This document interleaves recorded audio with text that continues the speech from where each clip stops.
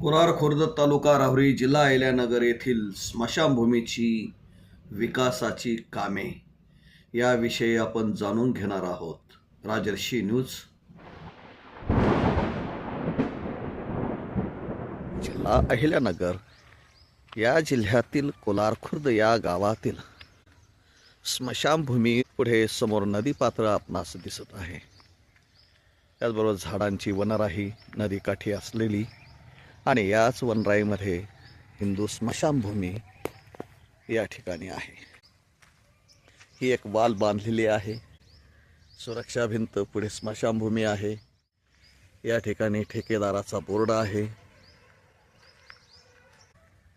स्मशानभूमीला colour केलेला आहे. यापूर्वी स्मशानभूमीचं काम झालेलं असताना आता नुकतेच त्याला कलरचं काम झालेलं आहे. आणि हे खाली पेविंग ब्लॉक जो टाकलेले आहेत हे सुद्धा यापूर्वीच रवींद्र शिंदे यांनी या ठिकाणी पेविंग ब्लॉकचे काम यापूर्वीच 3 वर्षापूर्वी केलेले आहे. तर आपणास या ठिकाणी सगळ्यात महत्त्वाचं आपण हे निरीक्षण करण्यासाठी या ठिकाणी आपण आलो. आता ह्या निरीक्षणामधून ज्यावेळेस मी बोर्ड पाहिला वाचला तर भरपूर काही गोष्टी जाणवल्या उमजल्या की महाराष्ट्र शासन जिल्हा परिषद अहिल्यानगर जिल्हा परिषद सार्वजनिक बांधकाम उपविभाग राहुरी मान्य नामदार श्री राधाकृष्ण एकनाथ विखे पाटील जलसंपदा मंत्री महाराष्ट्र राज्य तथा पालकमंत्री अहिल्यानगर यांच्या विशेष प्रयत्नातून हे काम या ठिकाणी झालेलं दिसतंय. कामाचं नाव आहे कोलार खुर्द येथील स्मशानभूमी विकास करणे तालुका राहुरी. योजनेचे नाव आहे जनसुविधांसाठी विशेष अनुदान सन 2024-25. अंदाजपत्रकीय रक्कम 10 लाख, निविदा रक्कम 8,43,877 आणि ठेकेदाराचे नाव आहे श्री गौरव दत्तात्रय शिरसाट, मुक्काम पोस्ट कोलार खुर्द तालुका राहुरी जिल्हा अहिल्यानगर. या कामाचं काम पूर्ण दिनांक आहे 7/11/2025 आणि दोष निवारण कालावधी आहे 1 वर्षाचा. आता झाली या ठिकाणी जी स्मशानभूमी आहे त्या स्मशानभूमीमधील ज्या ठिकाणी प्रेते जाळले जातात ते अशा ठिकाणची ही भिंत त्या ठेकेदारांनी बांधलेली आहे. त्याचबरोबर ही जुनी टाकी आहे आणि त्या टाकीला सुद्धा देखील कलर केलेला दिसतोय.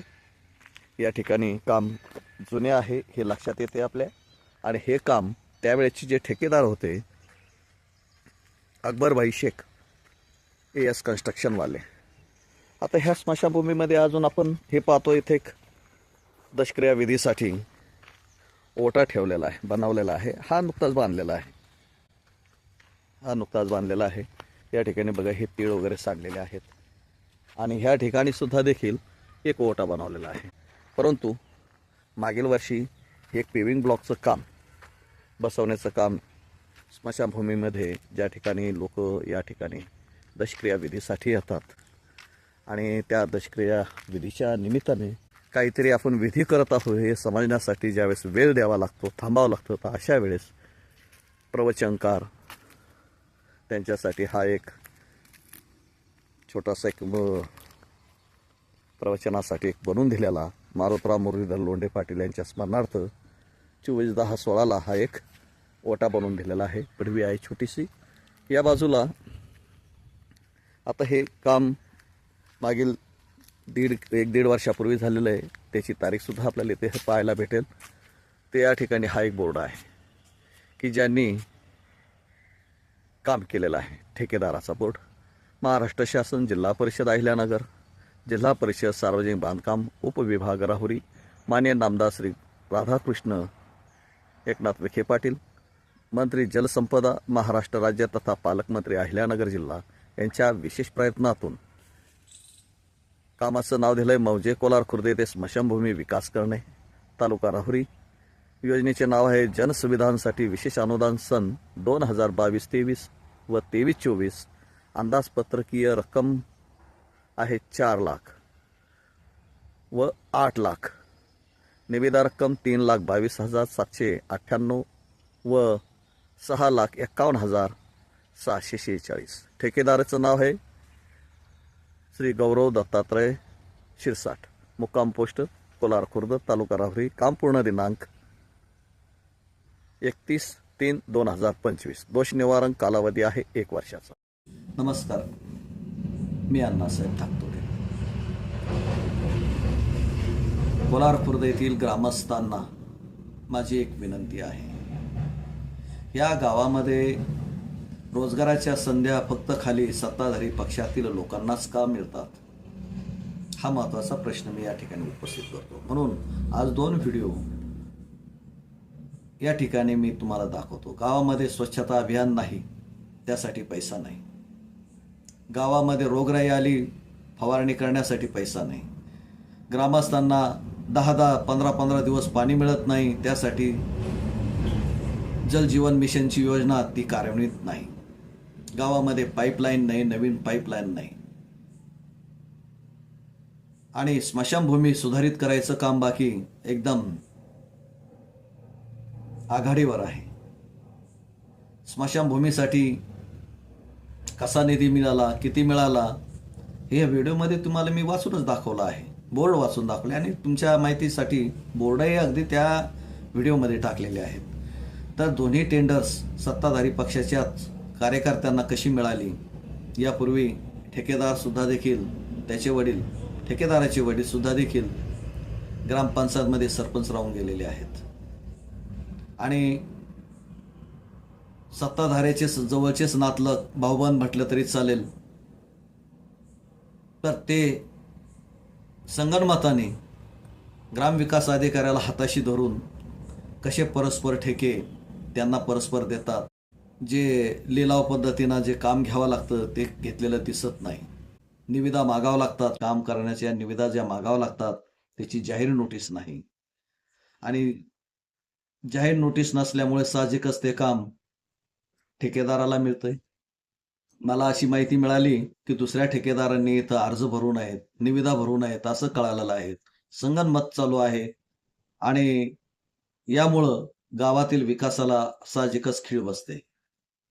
काम चांगल्या प्रतीचं किती झालं, निकृष्ट प्रतीचं किती झालं, हा तर पुढचा भाग आहे.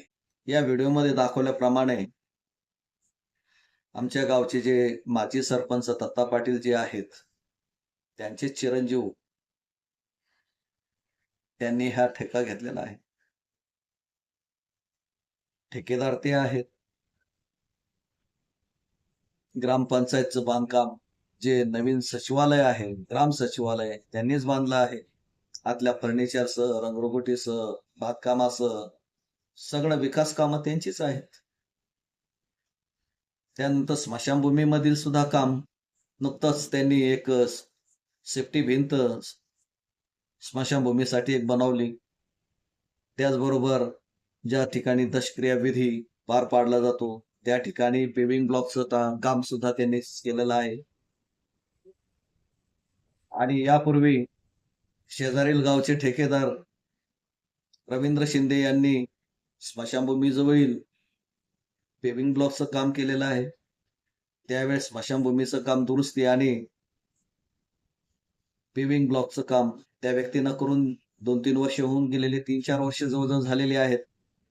पण ह्या व्यक्तीनं 1-2 वर्षातच 3 मोठे ठेके घेतले आणि 3 ठेके एकाच व्यक्तीला मिळाले. याचं गुपित बाकी आम्हाला समजलं नाही. त्यासाठी याचं गुपित आम्हाला समजलं पाहिजे, जनतेला समजलं पाहिजे. कारण ती परिस्थिती आहेच. कारण सरपंच तुमचा आहे, ग्रामसेवक तुमच्या पुढे नाही. परंतु ह्या 3 ठेक्यांमधून सलग एकाच व्यक्तीला मिळाल्यामुळं त्या 3 ठेक्यामधून तुम्हाला किती मिळाल? जल जीवन मिशनच्या माध्यमातून जे पाण्याचं तळं बनवलं जातंय त्या तळ्यामध्ये आज पाणी नाहीये. ही शोकांतिका आहे. गावामध्ये पाईपलाईन ज्या पद्धतीनं जायला पाहिजे त्या पद्धतीनं नाहीये. गावाला आजही 10-12 दिवसांनी, 15 दिवसांनी पाणी मिळतंय. ठिकठिकाणी पाईपलाईन फुटतात. कोण इंजिनियर आहे त्यांचेवाले? ह्या इंजिनियरकडे सुद्धा देखील पाहिलं पाहिजे. नेमकं ह्या गावाला अशी दुर्दशा का असावी? या गावाची दुर्दशा ही हाकेच्या अंतरावर नामदार साहेब असून सुद्धा जर होत असेल ही शोकांतिका आहे. नामदार साहेबांचं या ग्रामपंचायतीकडे दुर्लक्ष आहे. कारण सध्या जेव्हापासून पाहतो आम्ही नामदार साहेबांची सत्ता ह्या गावामध्ये, त्यांच्याच पॅनलची सत्ता आजवर राहिलेली आहे आणि गावामध्ये विकास नाही. गावामध्ये शाळा बांधली, परंतु शाळा सुद्धा देखील गावठाणात बांधली की ज्या गावाला गावठाणं शिल्लक नाही. होतं तेवढं त्या शाळेमध्ये गेलं. गावामध्ये आठवडे बाजार नाही, गावामध्ये ग्रंथालय नाही. जीवघेणी शर्यत पुलावरून ये जा करण्यासाठी करावे लागतात. आणि गावामध्ये जो एक भुयारी मार्ग झालेला आहे तसा आता दुसरा पूल होतोय, रस्ताही बनवून राहिलेला, नगर मनमाड महामार्ग बनतोय. तर गावामध्ये प्रवेश करण्यासाठी सुद्धा देखील रस्ता नाही. जिकडे तिकडे जशी तशी अतिक्रमणं झालेली आहेत, ती अतिक्रमणं उठवायचं काम कोणाचं आहे? अधिकाऱ्यांचं दुर्लक्ष गावाकडे आहे. ग्रामस्थांनी तर दिलेलंच आहे दुर्लक्ष. कारण ज्यांनी अतिक्रमण केले ते कशाला बोलतील? परंतु ज्या ग्रामस्थांच्या गाड्या घोड्या आतमध्ये घेऊन याव्या लागतात, त्या पुलावरून उतरावं लागतं, तर आतमध्ये गावामध्ये उतरण्यासाठी सुद्धा देखील कित्येक जण उतरता पडलेले आहे. अगदी मी सुद्धा पडलेलो आहे. अशा समस्या दैनंदिन येतात. गावातील नेते मंडळी जी पाटीलवाडीला राहते, ते कधी मध्ये 2 महिन्यातून, 3 महिन्यातून, 6 महिन्यातून गावामध्ये येतात. यापूर्वी ग्रामपंचायत गावामध्ये होती, परंतु ती रस्त्याच्या बाजूला आणली. कारण खालच्या बाजूला ते येण्यास आता टाळाटाळ करतात. त्याचमुळे गावचा विकास जर करायचा असता तर हीच ग्रामपंचायत जर खालच्या बाजूला जर बनवली असती, पूर्वेला ज्या ठिकाणी पंचाचा वाडा होता त्या ठिकाणी ग्रामपंचायत यापूर्वी होती. तलाठी कार्यालय सुद्धा तिथं होतं. सगळी कार्यालय रस्त्याच्या बाजूला आणली, अधिकाऱ्यांना सोपं जावं येण्या जाण्यासाठी. आणि गावातलं दुर्गंधी, दूषित वातावरण, गावातली काय परिस्थिती बिघडलेली हे अधिकाऱ्यांच्या डोळ्यात दिसू नये म्हणून हा सगळा प्रपंच केलेला दिसतोय.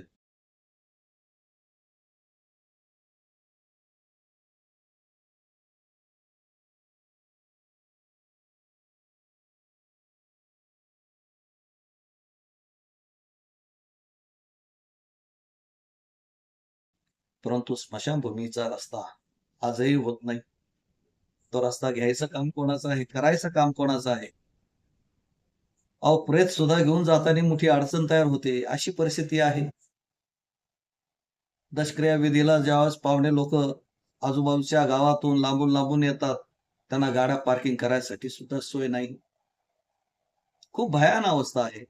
आणि ही भयान अवस्था फक्त ह्या गावच्या पुढाऱ्यांमुळं, सत्ताधाऱ्यांमुळेच झालेली आहे. तर याला कुठतरी चपराक बसेल का? या गावामधील ग्रामस्थ जागा होईल का? अरे कमीत कमी आपण तर आपलं जीवन जगलोय, पुढच्या पिढीचं भविष्य आपण काय पाहिलंय? गावामध्ये बेसुमार वाढलेली बेरोजगारी, युवा पिढीच्या हाताला काम नाही, अनेक समस्यांना सामोरं जावं लागतंय.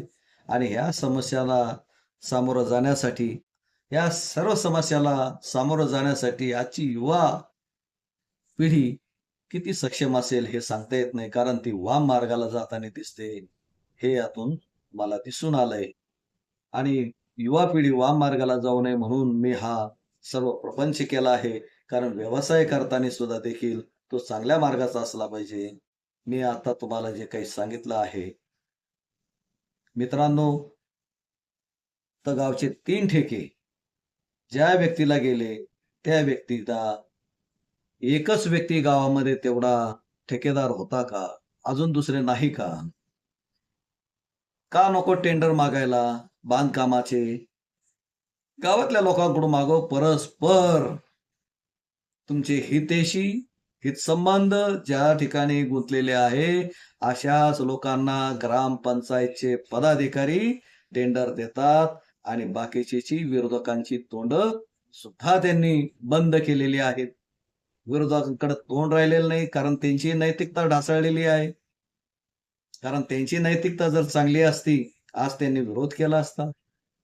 परंतु नैतिक पातळीच त्यांची सुद्धा ढासळलेली आहे. आज ह्या गावाला खरंच वाली कोणी राहिलेला नाहीये. गॉडफादर राहिलेला नाहीये. तो गॉडफादर भविष्यामध्ये कुणीतरी पुढे येईल अशी अपेक्षा करतो आणि या ठिकाणी आपल्या गावाच्या समस्यावर कुणीतरी आवाज उठवेल आणि एकत्र येईल, समस्याचं निवारण करेल अशी अपेक्षा करतो. नमस्ते. धन्यवाद.